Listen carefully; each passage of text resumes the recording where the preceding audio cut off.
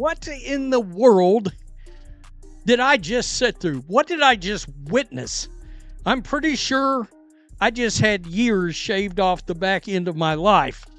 What a tough, ugly watch this game was, and on top of it, they lost. They lost. WNBA officiating has officially hit rock bottom, and the evidence is undeniable. On Saturday night, Sophie Cunningham was assaulted on the court, grabbed by the neck in plain sight of the referees, and they called it a simple jump ball. Just moments later, Sydney Colson made a perfect textbook block, and those same officials punished her with a foul, forcing a 5-minute review just to correct their own glaring mistake. This wasn't just a bad game. This was the Indiana Fever's controversial loss to the Los Angeles Sparks, a game that exposed a horrifying double standard and proved the bias against this team is dangerously real. Forget the final score, the real story is how the referees stole the show with the most incompetent and corrupt performance of the season, and we have all the footage to prove it. Now here's the one thing with that last play that I'm speaking about. It seemed like they called it a loose ball foul at first, which would have been favorable for us because we have him in the bonus. Yeah, we were in the bonus with 5.5 minutes left to go. First time all season, I was shocked. We grabbed the rebound.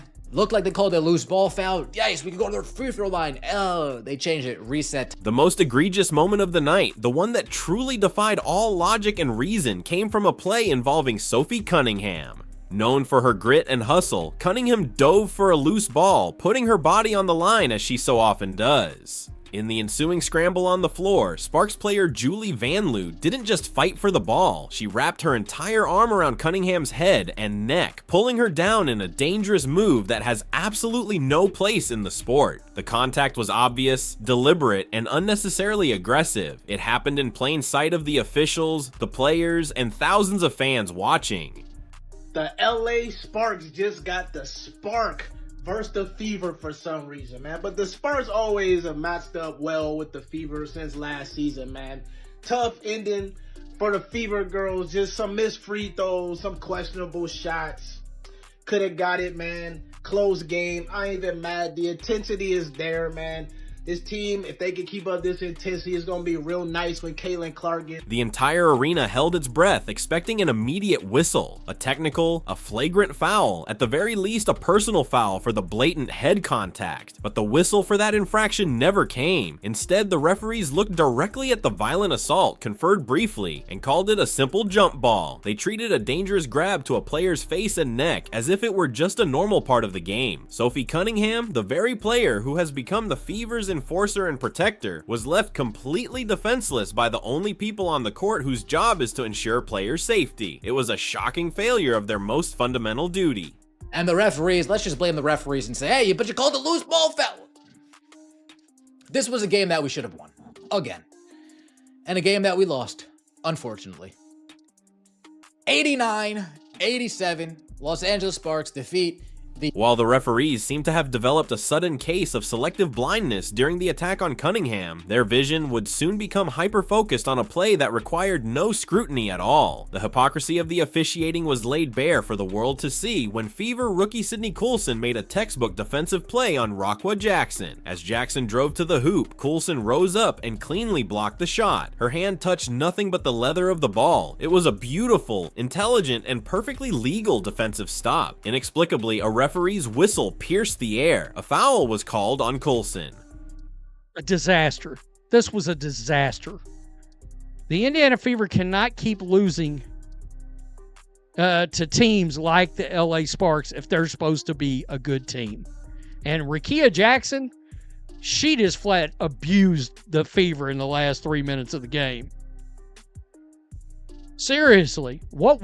The call was so obviously incorrect that the Fever were immediately forced to burn a coach's challenge to correct the official's mistake. What followed was a surreal and almost comical 5-minute review process. The same officials who couldn't be bothered to review a player being grabbed by the neck were now huddled around a monitor, endlessly debating a play that any basketball fan, amateur or expert, could see was perfectly clean. The fact that they needed that much time to overturn their own blatant error, especially after completely ignoring the Cunningham grab, exposed a mind-boggling double standard that was impossible to justify. Sydney Colson Man, shout out to her, dog. I can't overlook her. 6 points, 5 assists, 2 rebounds with that intelligent block. Like it. 2 of 4 from the floor and then 2 of 3 from the 3. I mean, she was shooting like she was the scorer of the team. She put on her airy bag tonight.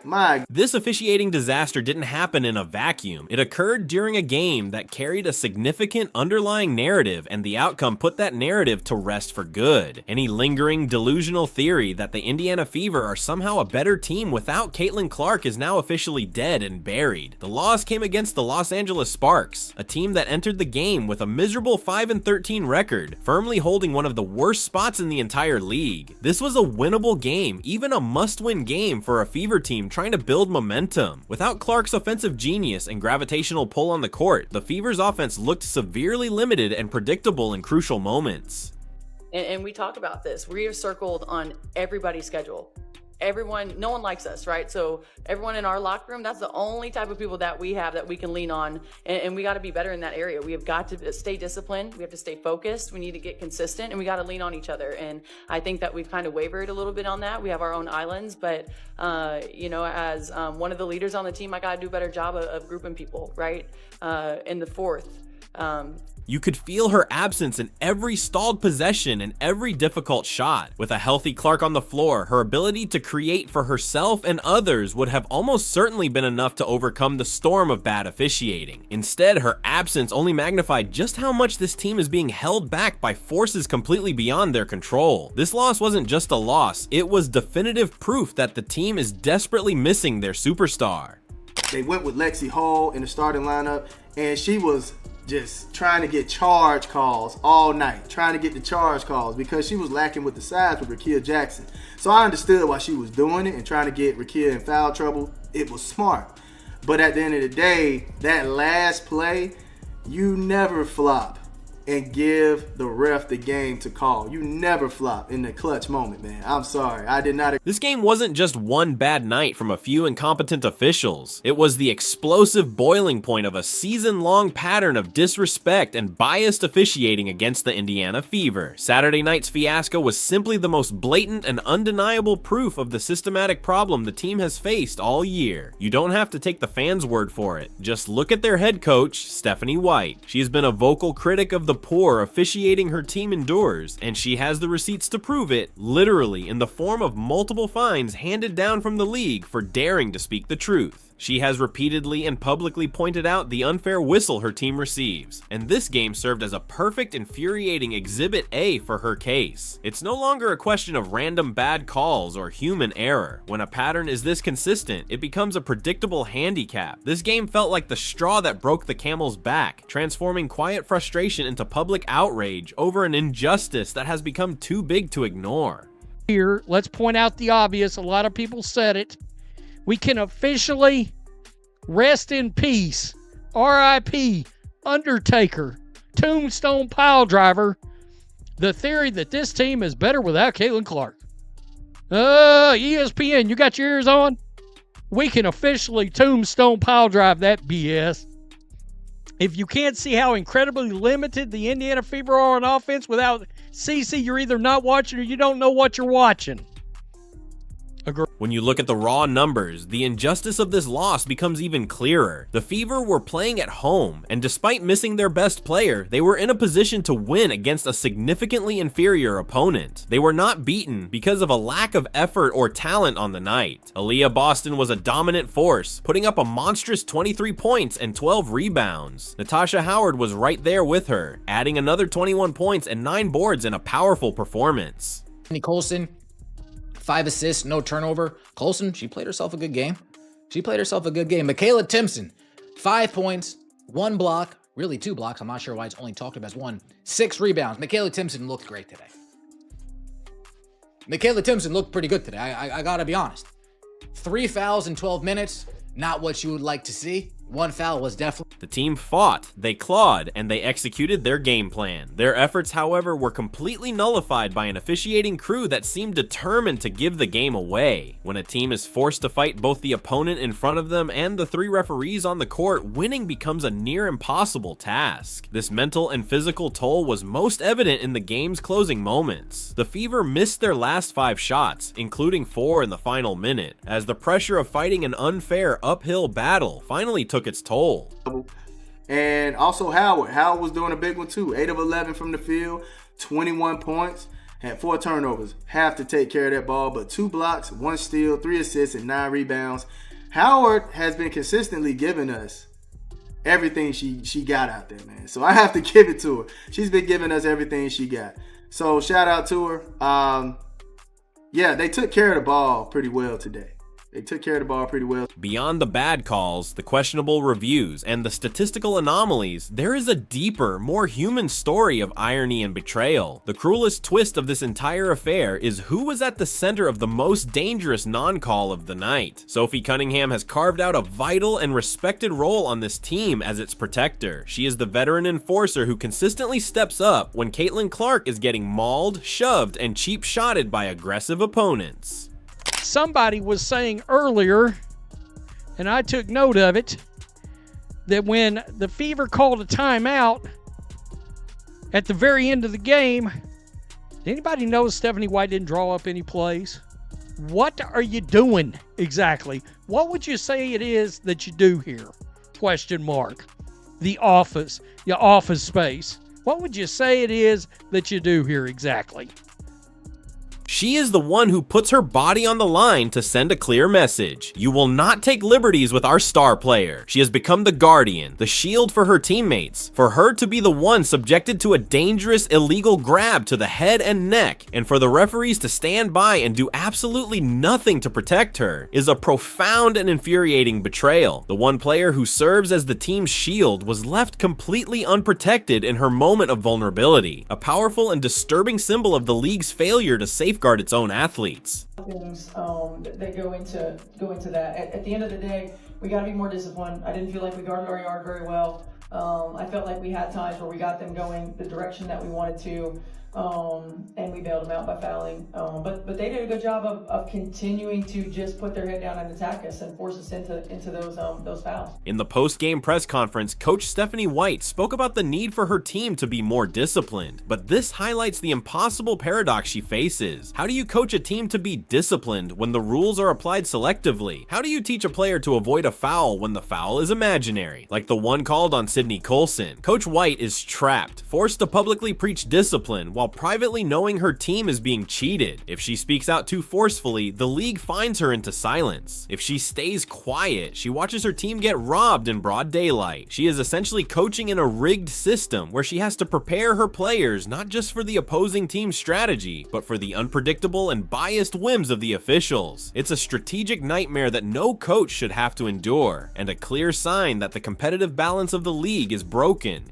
While the controversy rightly focuses on the bad calls, the true victims are the players whose incredible efforts are being completely erased. Think about Aaliyah Boston and Natasha Howard. They combined for 44 points and 21 rebounds, putting up all-star numbers and carrying the team on their backs. In any fair game, their performances would have been celebrated as heroic, leading the team to a hard-fought victory without their top scorer. Instead, their excellence was rendered meaningless. It's a soul-crushing experience for an athlete to leave everything on the court to dominate their matchup, only to have their work nullified by factors outside their control. This isn't just about one loss, it's about the demoralizing message it sends to the entire roster. The psychological toll of knowing that even your best effort might not be enough to overcome a biased whistle is immense, and it undermines the very spirit of competition.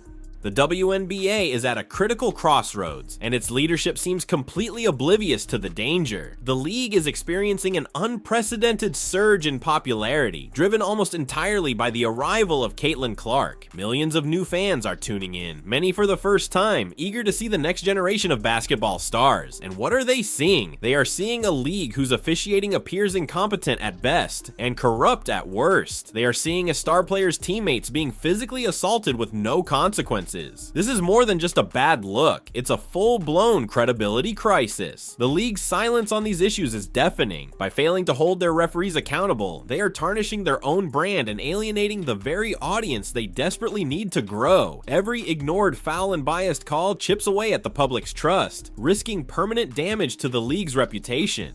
Despite the corrupt officiating, the biased calls, and the heartbreaking loss, the fight for the Indiana Fever is far from over. This game, as ugly and unjust as it was, ultimately revealed the true character of this team. They have shown that they refuse to be victims. They possess a resilience and a chemistry that cannot be broken by a few bad whistles or a league that seems indifferent to their plight. They are building something special in Indiana, a toughness forged in the fires of constant adversity. When Caitlin Clark returns from her injury, she will rejoin a squad that is not only more talented, but more battle-hardened, more unified, and more determined than ever before. They will be legitimate championship contenders, a force to be reckoned with. The only question that remains is a troubling one for the WNBA. After all of this, will the league and its officials finally step up and give this team a fair chance to prove it? The league's credibility is hanging by a thread, and the entire world is now watching to see if they will finally let the game be decided on the court, not from the sidelines.